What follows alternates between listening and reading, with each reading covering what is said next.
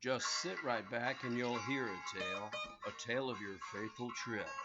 It started in the firmament, and then we all got tricked. Life was great when we were young, with all the things we believed. Then it all got hard, unbearable, and we know we're being deceived. Forgotten, ignored, secret, hidden. Topics that talk about how water is knowledge. Now drink from the fountain. Let's pour some on you now. Hey guys, welcome to Plain Mundane Show. I'm so excited. You just saw my new bumper. That's called a bumper. When you start a video and somebody has an animation and then it comes in and da-da, and then they go, "Hello guys." That's their bumper on the front of the video. So what you just saw with my pictures and that music, I just spent all morning. I spent about 7 hours on that. I got up at 5 in the morning, and right now it's about 2 in the afternoon. I did the music. That's all. I started with the percussion and I just layered it until I got all the way up to the narration, and then I started adding pictures. And I'm excited. It was fun. This is my first multi-track layering video I've ever made, and it's the bumper to my video because I have to make bumpers that because people recognize them. You know, a lot of channels when you click on them, you see the warning or the animation or whatever they have that's always them, or some kind of animated thing comes up, or the planet blows up, or you see something, or Jesus punches the devil. You know, there's always an animated 30-second blip. That's called the bumper, and I'm excited. Anyway, today we're going to talk about the best communicators know when to shut up, and their relationships grow because of it. By Michael Thompson. This is from April 8th of 2019, just a few months ago, from the Medium website. Nice picture of a couple. The beauty of getting older is what patterns begin to emerge. One of the most glaring is that the best communicators are the very ones that have the most meaningful relationships, which according to Warren Buffett is the key to living a successful life. You know, I worked with his son, Howard. That's a long story. Nice guy. However, this is not only because they know what to say, but they also know when to say nothing at all. Relationships are sealed in details. The best communicators understand this, and they know that the best way to pick up on details is by prioritizing their two ears over their one mouth. Yeah, see, have you ever heard that? You have two ears and one mouth. What does that tell you is a priority? You got double the hearing power. This is especially true when it comes to the 6 circumstances below. Listen. The best communicators don't rub their great day in the face of someone's bad day. People with strong communication skills come in all shapes and sizes. However, one of the characteristics that runs consistent is that they consider the feelings of others before sharing their own. This does not mean they don't feel the urge to share the good news with the world, like I have. Like most people, they do. I hope everybody's doing great like I feel today. I feel very productive. However, unlike most people, strong communicators demonstrate self-control by first making sure the people they are with are up for celebrating. They do this by giving the nonverbal communication signs of others the respect they deserve. Body language is huge. Facial expressions are huge. Strong communicators understand this, and if someone is slouching and their face shows the lines of a hard day, they refrain from taking the stage. Instead, they pull up a chair. The best communicators don't respond negatively to criticism. Yeah, learn to bounce that off and make fun.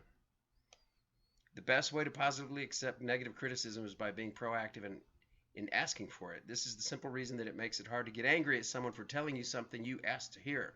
Strong communicators understand this, and as a result, they open themselves up to it every chance they get. However, I'm like that. I don't care. You tell me anything. I can take anything you want to tell me. My feelings do not ever get hurt. I don't know why. I don't understand when people get crushed because you said something. I'm like, what? I just said a word. Boom. At times it does, but instead of justifying their reasoning and subsequent actions, people with strong communication skills take it on the chin, only to open their mouths to thank the person that was kind enough to give it to them. The best communicators don't talk over people. The second you interrupt someone is the moment they begin to lose them. Strong communicators understand this. As a result, unlike most people who jump to the gates before being given the green light, strong communicators are patient and wait until it is their turn to speak. However, lots of people do that. What separates strong communicators from the rest is that they reel themselves back into the conversation. They do this by reminding themselves to stop thinking about what they want to say so they can actually listen to what the person in front of them is saying. Do you ever do that? You think about what you're going to say next as soon as a person shuts up? Don't do that. The best communicators are learners, and they know what the greatest present they can give to another is their presence. Number 4, the best communicators don't one-up others. If someone is happy and they accomplish one of their goals, best communicators do not tell that person their best is their average. Instead, they take the time to notice the glimmer of pride in their eyes, and then they do what they can to make them shine even brighter. So when someone has good news to share, strong communicators quietly grab the spotlight and shine it directly on them instead of redirecting it onto themselves. They do this because they know that life is not a competition, and they recognize that everyone's starting line is different. On top of that, they also learn that the speed it takes to reach their own goals intensifies the more they help others reach theirs. Number 5, the best communicators do not argue about meaningless stuff. Stuff is a nice word. Having strong communication skills is all about moving people forward, and arguing about trivial things is the fastest way to ensure both parties don't. Strong communicators understand this. As a result, when something is not to their pleasing, they take the time to gauge whether or not it is worth their energy. If it isn't, they shut their mouth and nod their head. However, don't confuse this with being a pushover. Great communicators are not pushovers. I have to break it. That's the way I am. I'm like that all the time. I nod my head and I roll things off. Even if someone's offending me and they just crushed me and they think, I just look at them and I think, what are they doing? And I just start analyzing them. I don't know why. I'm just built that way. It doesn't crush me. What people say doesn't crush me. That's strange, isn't it? But that doesn't mean I'm a pushover. And then when some people, I'll let that go on for a while.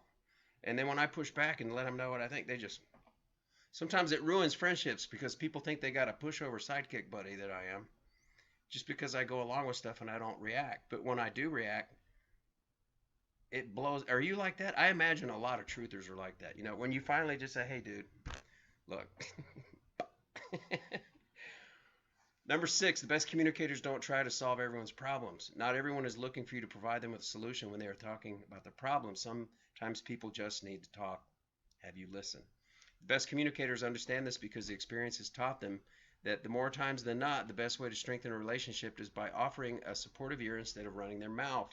So the next time someone reaches out to you and says they need to talk, steal a line from strong communicators and let them. Your relationship will thank you for it. Pulling it all together. When reviewing the words above, some things become apparent. However, the one that runs consistent is the best communicators demonstrate self-control. They shut up and think before popping open the champagne when the person in front of them clearly doesn't look like celebrating. They shut up and think before talking over people, opening their mouths to fight criticism with fire. You know, I'm going to say something. I lived in Argentina in the 80s, and between 84 and 86, a couple of years, and Argentines interrupt. That's their culture. I was in Cordoba, and they just go, they're Italian. They're the Italian South Americans, you know. And they snap. They're like, that's like when you imitate a person from Buenos Aires, or that's what they do. So when I came back to Houston, man, I just interrupted and overran everybody, and I've learned how to kill that and relate it to what I picked up in Argentina for me. They shut up and think before interrupting someone and remind themselves that when in the company of others, their presence must be present. Put these things together and you have an empathic and supportive person, which looks a lot like the type of person others want to spend their time with. And the best part about this is you too can strengthen your communication skills and therefore your relationships today. Yeah, today. When it comes to the 5 circumstances above, all you have to do is shut up. Reminds me of Steve McQueen. Let me read this last line. Because when you do, you may just find that the people you love actually love you back. And that is so true. I wanted to say something that I read about Steve McQueen. I was watching a documentary film about the life of Steve McQueen. You know, he actually died of asbestos fibers in the lungs that gave him tumors because of his stint, and I think it was in the Navy where he was sanding pipes full of lead in a ship as punishment for bad behavior when they were in ports. And he was always grinding and sanding something because he had the hard labor for bad things he was doing. And when he got older, it killed him. But he was hard of hearing because he'd been around a lot of loud machinery. And a lot of times when people would say things to him, He didn't hear it, so he would just look at them, give them that Steve McQueen look, and just come back with something positive and everything. And everybody thought he was the coolest communicator, but a lot of people now are attributing that to the fact that he was half deaf and he just faked it really well, as a good actor would. So thank you for coming to Plain Mundane Show. That was fun to read about what the best communicators do, and I hope we can apply it. We'll all learn something. Thank you, and just wait until I post another video. Bye-bye.